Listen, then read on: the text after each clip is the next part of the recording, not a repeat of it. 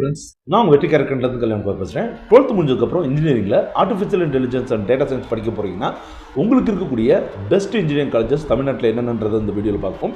So first இடத்துல இருக்கக்கூடியது VIT Vellore and Chennai campus. இரண்டாம் இடத்துல இருக்கக்கூடியது அமிர்தா வித்யாதீபா, இது கோயம்புத்தூரில் இருக்கக்கூடியது. மூன்றாம் இடத்துல Madras institute of technology Chennai.